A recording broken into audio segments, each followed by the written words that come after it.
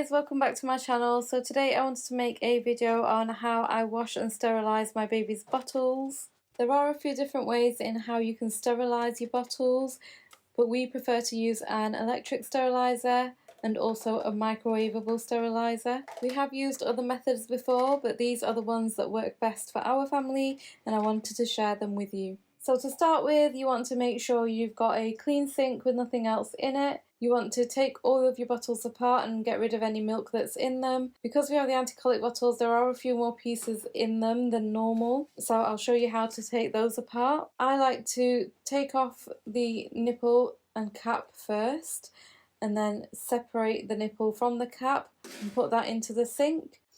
And then I'll take the middle section out and put the bottle in the sink. And then I'll take the three pieces apart from the middle section. So that's the stem, the star piece at the bottom, and then the white wheel piece at the top as well. And then put all of that in the sink.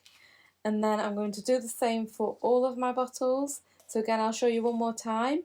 Take the nipple apart from the cap and put that in the sink.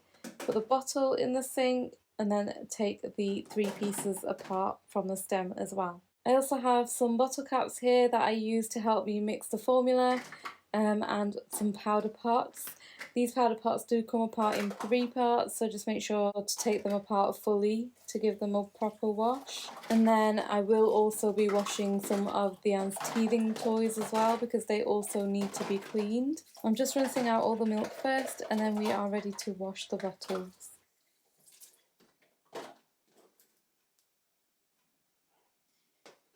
This is the brush that came with the anti-colic bottles. It comes apart in two parts. The bottom half is to wash the nipples with. It also came with this small tiny brush as well, and that is so that you can clean inside the stems.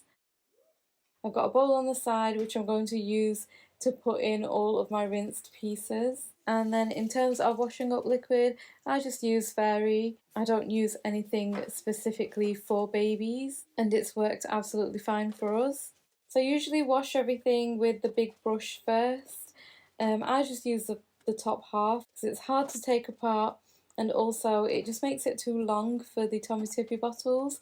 It's not needed, so I just use the top half on its own, and I'll wash everything first. I like to collect all of my bottles and wash them all at once, because I don't want to be washing bottles throughout the whole day, because I'll just feel like I don't do anything else but wash bottles. So I prefer to collect them all and then wash them all either at the end of the day or in the morning. And then I will wash the insides of the stem, and then once I've done that, I'll grab all the white wheels and wash inside the holes. Each one will have 3 holes, so just make sure to wash inside of each of those holes as well. Once I've washed everything, I'll rinse all of the soap off and put them into my bowl. And then I will always sterilise them straight after I've washed them, so the bottles get sterilised after each use. I have heard that once babies reach 6 months, they don't need to be sterilised. However, I will continue to sterilise them until Diane stops taking formula and I put him onto just regular milk. Right, so once all the bottles are washed, we are ready to sterilise them. So like I mentioned, we like to use an electric steriliser, and this is the method that I'm going to show you first. We've got the Tommee Tippee electric steriliser. This was gifted to us, and we use it on a regular basis. I'm going to take the top off and show you exactly what it looks like. As you can see inside, it's got a top tray and a bottom tray, and it can fit up to 6 Tommee Tippee bottles. You can put other brands of bottles in here as well, but we just happen to have the same brand. And we need to fill this up with 80 ml of water. If you look at your Tommee Tippee bottles, you will see a dotted line, and that is 80 ml. So we need to fill the water up to that line and then put that into the machine.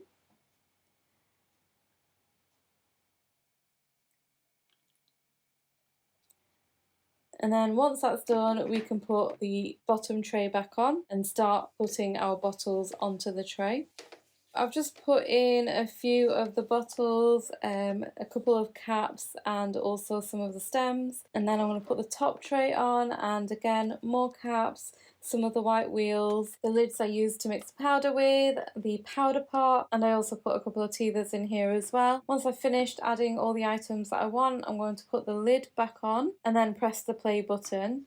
And as you can see, the orange light has turned on to indicate that it is on. It takes about 10 minutes for the machine to sterilise the bottles, and once it is finished you can leave your bottles in there for up to 24 hours and the bottles will stay sterile for that long, and then you just need to take the bottles out as and when you need to use them. I wouldn't take them out straight away though, because the machine does get really hot, so I'd leave it to stand a few minutes before you take your first bottle out. Because on this day I was going to make formula straight away, I did need to take the bottles out. I've laid out a towel here which I'm going to lay the bottles on to help them dry a little bit before I start filling them with powder. And once the machine is empty, you just need to make sure that you throw out the water that's in the bottom of the machine. Give the trays a wipe down as well as the lid, because they do get really wet, and any water in the machine can lead to the metal plate rusting and getting lime scale, so it would mean that you would need to descale the machine more often. They do recommend descaling the machine about every 4 weeks if you use it regularly, and I will have a video coming up where I show you how I descale the machine. The second method that we use to sterilise our bottles is a microwavable steriliser. This is a MAM steriliser which I picked up from Facebook Marketplace when I bought the Tommee Tippee prep machine. Again, you don't have to use MAM bottles. We have the Tommee Tippee bottles and they fit absolutely fine. It has 2 trays and it can fit up to 6 bottles in total. On the bottom here you can see that it tells you how many minutes you need to put it in the microwave for, depending on the power of your microwave, so please make sure you give that a read.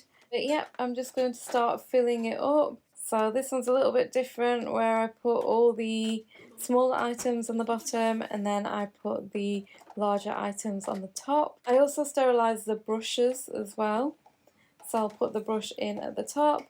And once I've filled it up with all the items that I'm going to sterilise, I will fill it up with water. About 1 inch or 2 is all you need, and then I will put it into the microwave. Again, once this is done, you can leave it in the steriliser and it will stay sterile for 24 hours, and you can take the bottles out as and when you need. However, like I mentioned earlier, I was going to make the bottles straight away, so I did take them out. So that is pretty much it, guys. That is how I sterilise my bottles. Like I mentioned, I have used other methods before. I have used the traditional boiling water in a pot on the cooker method, and also I have purchased some Milton tablets to do a cold water sterilisation. That's the good thing about having such a large microwavable steriliser. It does double up as a cold water sterilisation, which is great for if you are going away and you don't have access to a microwave. We have taken our electric steriliser away with us before, where we've not had access to a microwave because we've been in a hotel room. We did have access to sockets, so the electric steriliser came in handy. However, if you are going on a flight, you do risk ruining your electric steriliser. So for that reason, I think it's good to have a microwavable one, and then use cold water sterilisation for those times when you don't have a microwave. I hope that makes sense. Anyways, guys, if you like the video, please give it a thumbs up. If you have any questions, comment down below and I'll try my best to answer them. Subscribe if you haven't already, and I'll see you next time. Take care. Bye.